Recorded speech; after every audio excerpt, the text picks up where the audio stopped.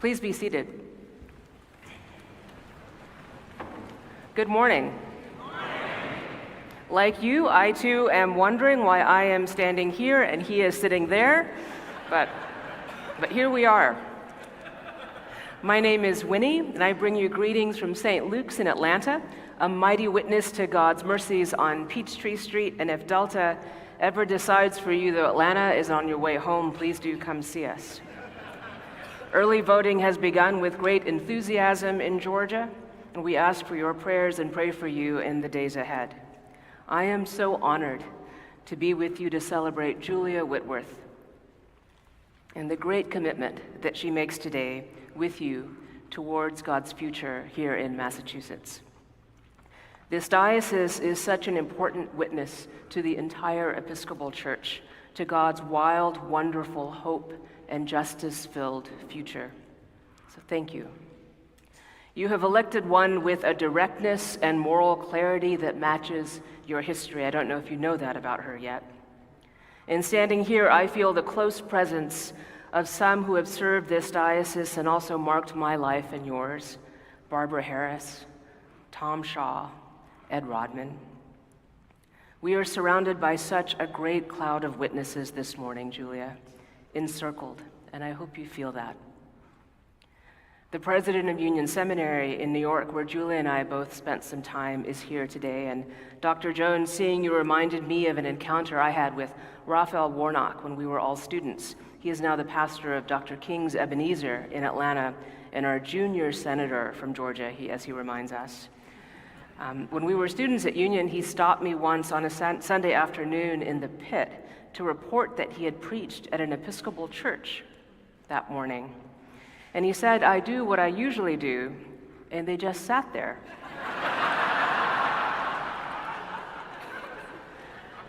Yeah.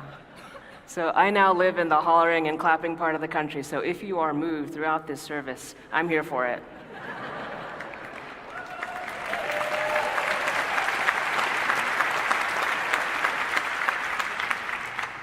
As we were preparing for today a few months ago, your Bishop Julia said something to me that I think is a mark of becoming one of you, noticing that we had some options for what we did today, and one of the options was to celebrate Henry Martyn. She said, "Oh yes, Henry Martyn of Cambridge," as we were both reading through, and then she paused and said, "Oh, other Cambridge."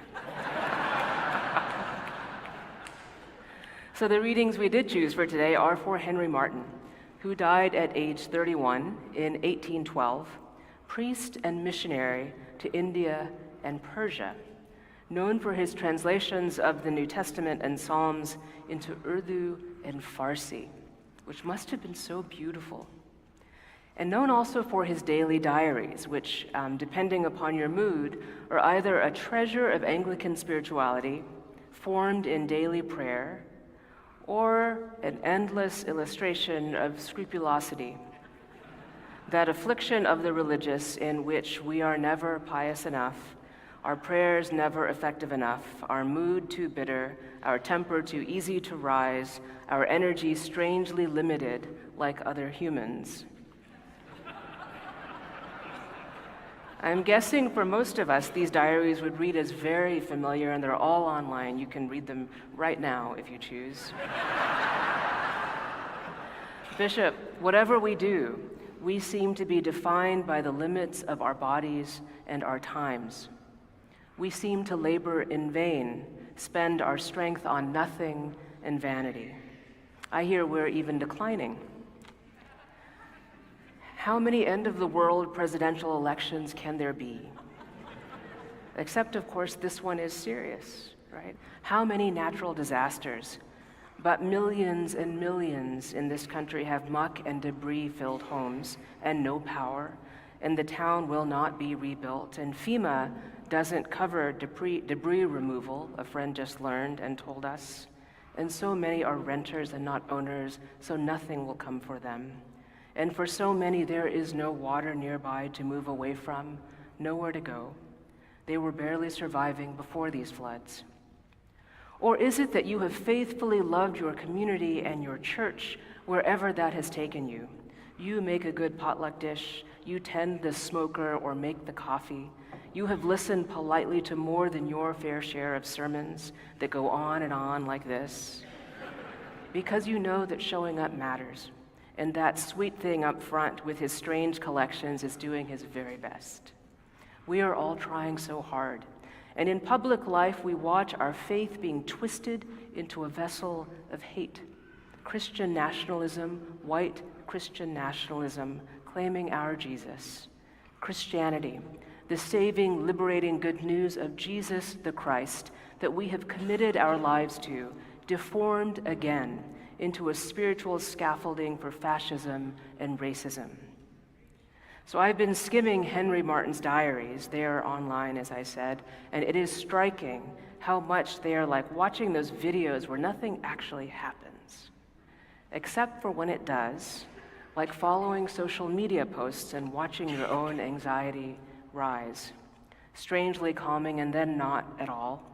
No logical place to stop, but too much to read all at once. Entertaining, even instructive it seems, then suddenly eye-popping and hateful, and for social media in particular, terrifying.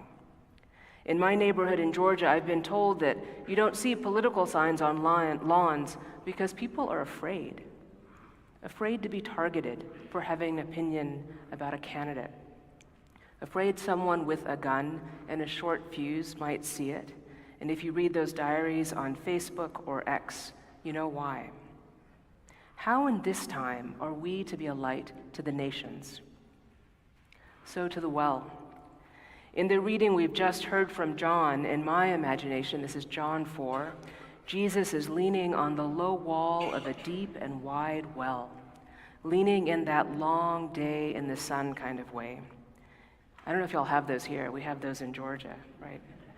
He's probably got an arm stretched out. He is tired.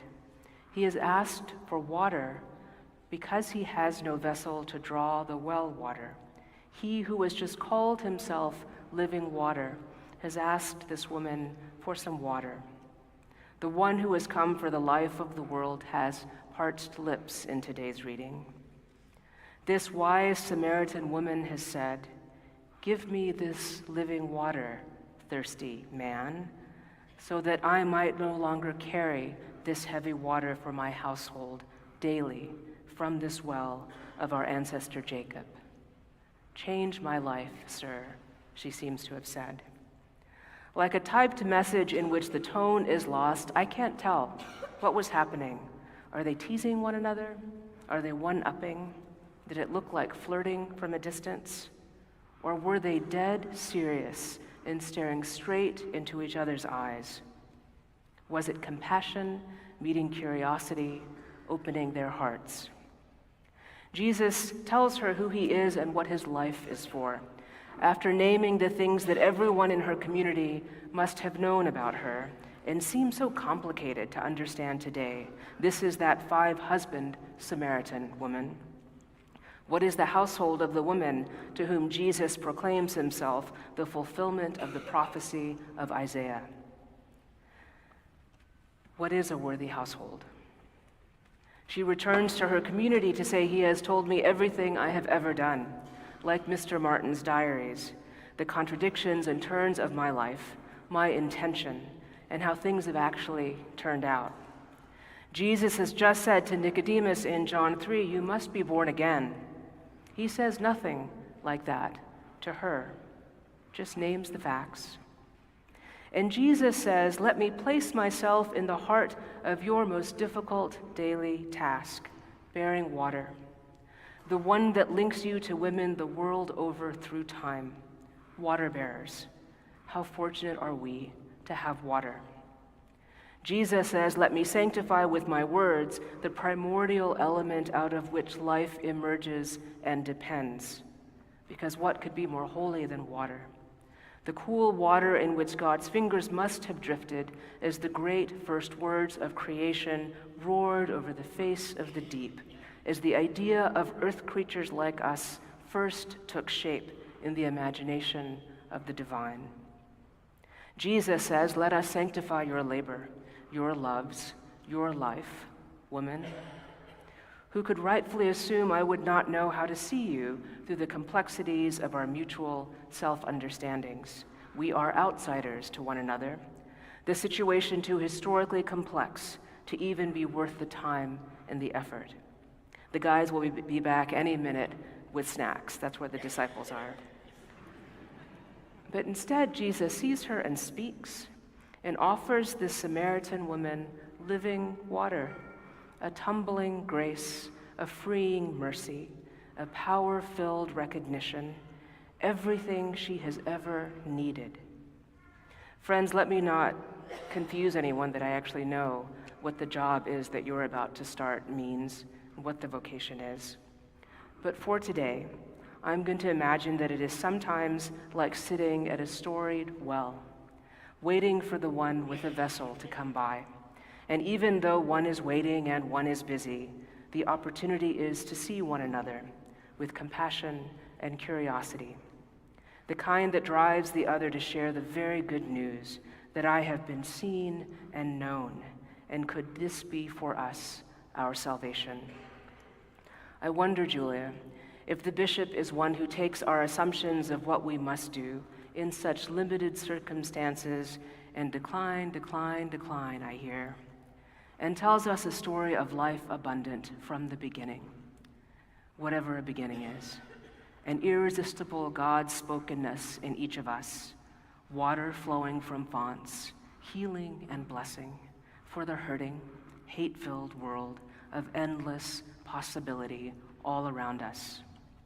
The irresistible gospel of our Savior Jesus the Messiah for the healing of the world, open and free, like being born again and washed in the primordial churn of all of creation, exactly as you are, to be, to trust what you know, to tell your story. Julia, I wonder if your call includes to believe in us so that we may have the courage to find words and ways to love our neighbors, the truthful ways, possibly the healing ways, the institutional, the systemic, and the personally healing ways, to build vessels for healing waters, to use your own hands when our vessels have cracked beyond repair, to remember that we, the church, have always built churches and schools and co-ops and businesses, at times even a financial institution, to live in the real world of 5 husbands, hot days, and flooding, but no clean water in sight, to step into the deepest filth with us. A world that tells us only Israeli or Palestinian, both people's lives cannot matter or live with one another in peace. A genocide-producing lie unfolding in real time around us. The deepest filth of flood and fire, self-hate and real violence of racism and power.